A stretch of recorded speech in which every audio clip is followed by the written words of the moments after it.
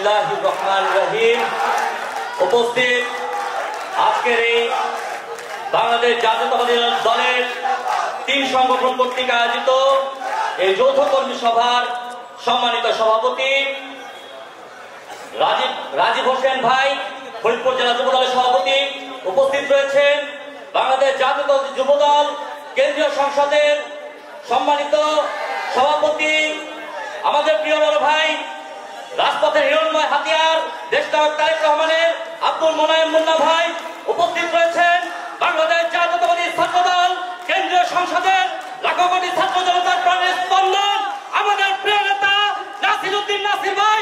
উপস্থিত রয়েছেন বাংলাদেশ জাতীয়তাবাদী স্বেচ্ছাসেবক দলের বাংলাদেশ জাতীয়তাবাদী স্বেচ্ছাসেবক দলের সাংগঠনিক সম্পাদক নাজমুল হাসান ভাই সহ তাদের নেতৃত্বাধীন টিম এবং অন্যান্য সকল নেতৃবৃন্দ।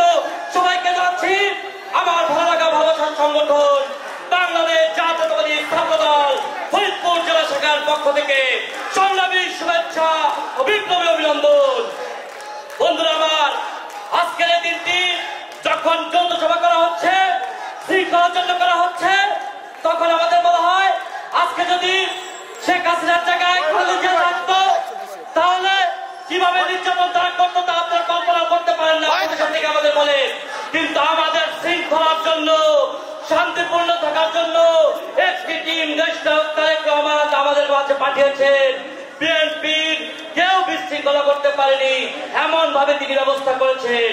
আমরা চাই বাংলাদেশ জাতীয়তাবাদী ছাত্র দল এইখানে যারা উপস্থিত আছেন সকলে কেন্দ্রীয় নির্দেশনা ঠিক মতো ফলো করবেন।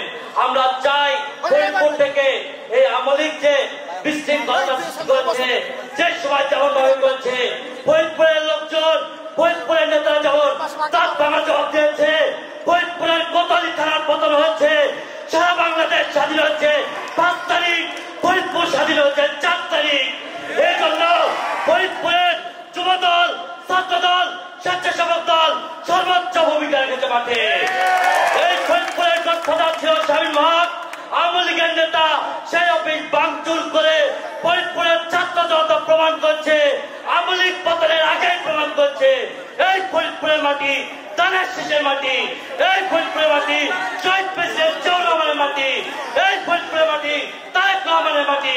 আগামী দিনে সকলকে ঐক্যবদ্ধভাবে বর্তমানে অদৃশ্য শত্রুর মোকাবেলা করার জন্য আমরা কেন্দ্রীয় নেতৃবৃন্দের কাছে বলতে চাই, দেশনায়ক তারেক রহমানের বক্তব্যের অনুসারে আমরা 13-14 আন্দোলন করেছি, আমরা বারবার নির্যাতন ভোগ করেছি। আমরা আপনাদের কোন ফরিদপুর নিয়ে চিন্তা করা লাগবে না। ইনশাল্লাহ ফরিদপুরের অঙ্গ সংগঠনই ইনশাল্লাহ আমেরিকার যে কোনো পেতাবটাকে রুখে দেওয়ার জন্য যথেষ্ট। আগামীতে আপনাদের বক্তব্য শুনে, আগামীতে আপনাদের বক্তব্য শুনে সেই দিক নির্দেশনা অনুযায়ী ফরিদপুরের ছাত্র দল, যুব দল, স্বেচ্ছাসেবক দল সবাই পরিচালিত হবে। বিশেষ করে আমি আমার জাতীয়তাবাদী ছাত্র দলের পক্ষ থেকে বলতে চাই, আমার কেন্দ্রের সাধারণ সম্পাদক উপস্থিত আছেন, যে কদিনই আমরা আছি ইনশাআল্লাহ ছাত্র দলের সুনাম, ছাত্র দলের শক্তি আপনারা বাংলাদেশের বুকে গর্জন করার মধ্যে ছাত্র দল ফরিদপুর থেকে দেখতে পারবেন। সবাইকে ধন্যবাদ জানিয়ে আমি আমার বক্তব্য শেষ করছি। বাংলাদেশ জিন্দাবাদ, বাংলাদেশ জাতীয়তাবাদী ছাত্র দল জিন্দাবাদ, তারুণ্যের প্রতীক তারেক রহমান জিন্দাবাদ। সকলকে ধন্যবাদ। আসসালামু আলাইকুম। আজকে